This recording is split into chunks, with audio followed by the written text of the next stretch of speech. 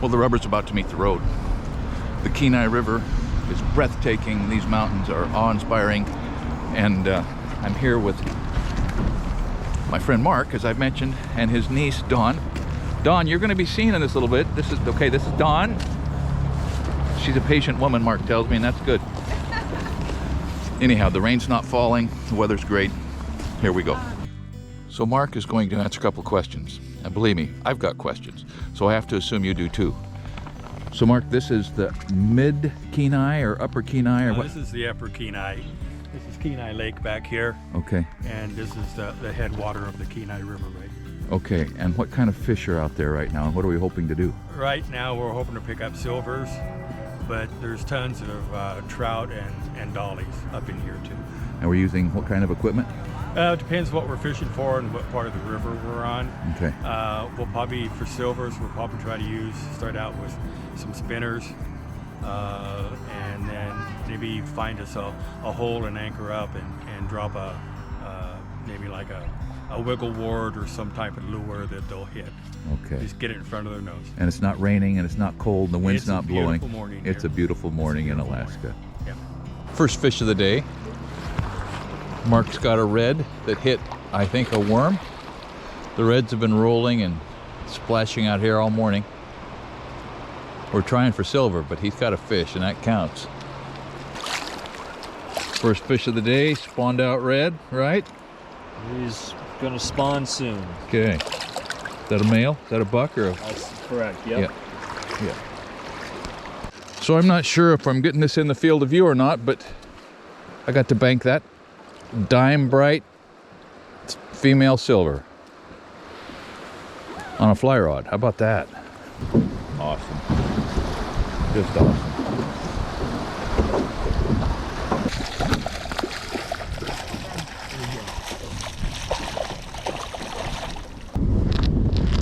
Drops right in Whoop, whoop. in the water.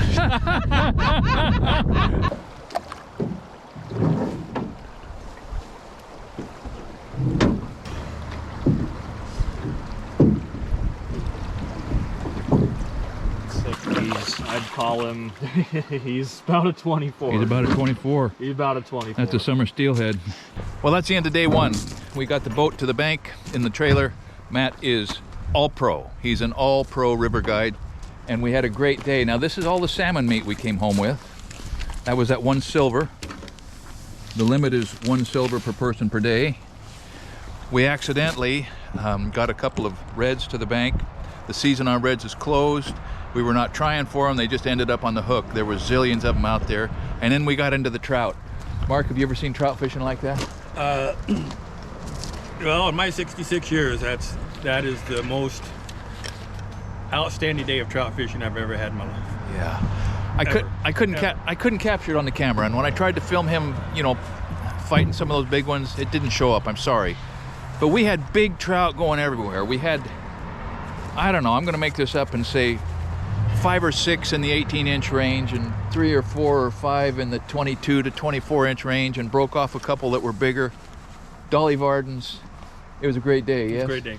Great day. Yeah. Got a little more time on the Kenai, and boy, am I looking forward to it. Day 2. Mark and his brother-in-law, Ed. Say hi, Ed. Hey.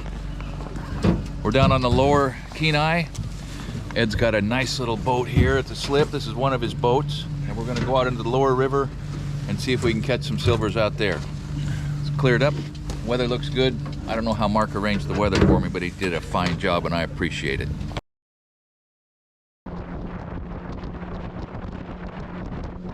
We've had a great morning. Lower Kenai, got 1 silver in the boat. Mark and Ed and I have had a fun time watching the fish caught on other boats, and it's been a great day.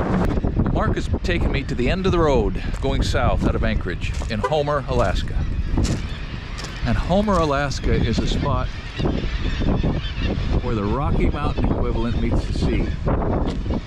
And not just with shipping and sailing, commercial cargo. Boy, the tide gets right up here. He's got a fire.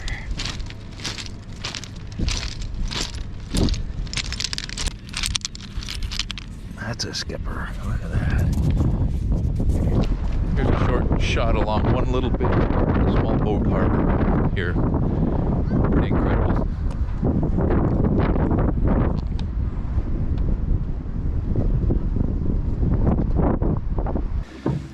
So Mark and I are back in the boat with Matt.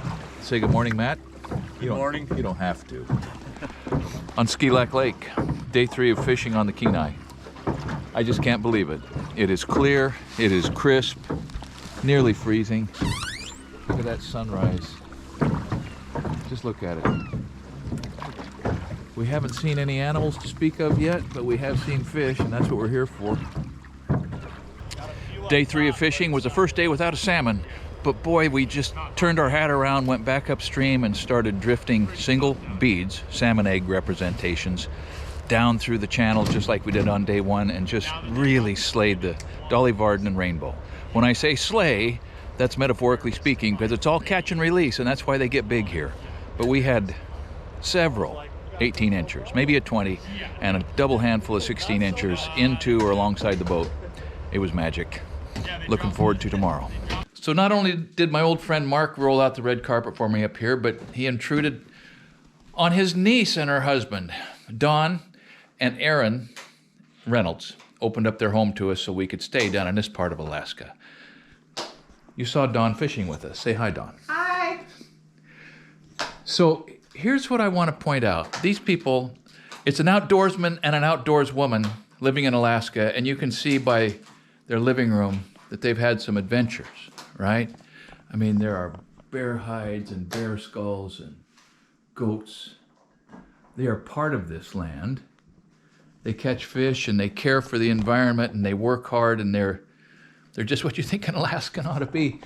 But you see those sheep? Those are doll sheep.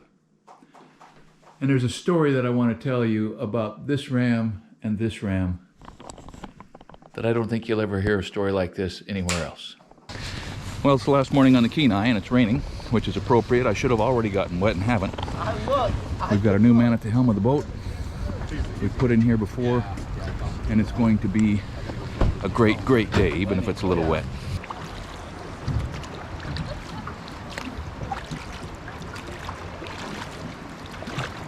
So it's calm today. Yesterday the wind blew like crazy, but we weren't fishing. I'm glad we weren't on Ski Lac Lake. They tell me that that is treacherous on a windy day.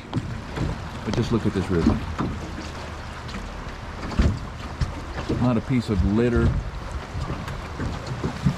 Not a styrofoam worm cup. Nothing. It's cleaner than Disneyland.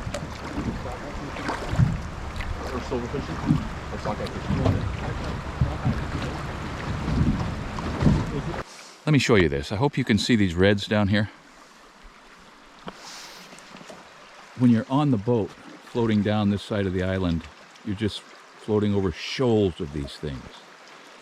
And they're spawning, and so the trout are in there picking up the eggs that they can, and we've got an orange bead. So I guess it's the same thing as fly fishing, right? This is J.J. Brown. He has Kenai River trout anglers. He knows his river. Mark's down there, hopeful. I've had accidentally 2 of the salmon on, you know, in the 8 to 10 pound range, and they were both hooked in the mouth, if you can believe that. I think I've boated 3 trout so far this morning. True to form, Mark has probably boated 6. His biggest was probably 21. My biggest was probably 18. But what a thing. Well, the bite has been on this morning. It's not raining hard. Mark, give us your analysis of the morning so far. We're fishing and catching. How about that? It's not just fishing, it's fishing and catching. Yep. JJ, we haven't broken anything or tipped us over or anything, right? No, you guys are just catching nice fish, which is what we're here for. Yeah, so. no kidding. Good. Yeah, we're swimming in sockeyes or reds, and we've had a couple of those on accidentally. It's accidental, but we'll take it. But the 18 to 22 inch rainbows are just jumping into the boat, metaphorically speaking. So JJ, you're pulling us over to what will be the outside of the bend when we go around the island, is that it? Yeah, the outside, and then go into this other back channel here, see if there's more sockeye spawning with trout eating over the spawn. Yeah. Like we saw up in the other back channel. Essentially, the sockeye are chumming the water for us, right? They are, absolutely. Gotta love that. All you can eat buffet. It's like the rest of Alaska. You can eat anything you can catch. Okay. Okay, I just hooked into a nice dolly. JJ's gonna hold that up and tell us the difference between a dolly and a rainbow and the other fish that are in this thing. I'm gonna give him a breath, JJ. Is that all right?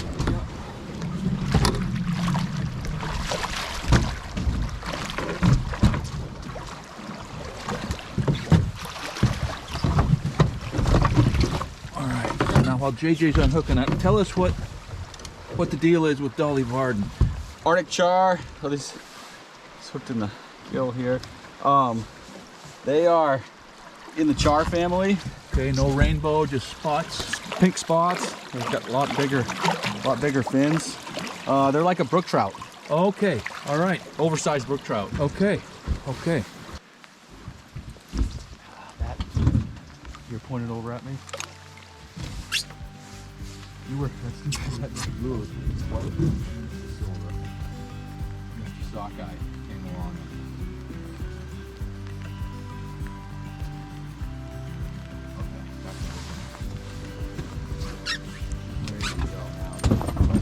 Step down.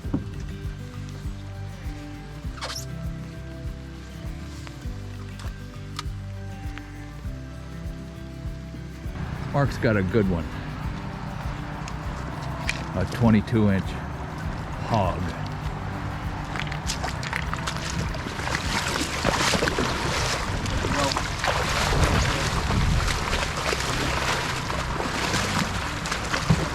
Well, that's it. We've been fishing for 4 days, working in his little shed for 1 day. We've got a little more of that to do. I don't know when I've had so much fun. I don't know when. Actually, I've had fun like this, but I've never had this sort of adventure. I've never felt like I was truly on another planet. And it was great on this planet, I'll tell you. I'm about 100 miles from Anchorage, about 70 miles from Homer, at the intersection of the Seward Highway and the Sterling Highway. It's beautiful, even if it is raining. Thanks for watching Essential Craftsman, and keep up the good work.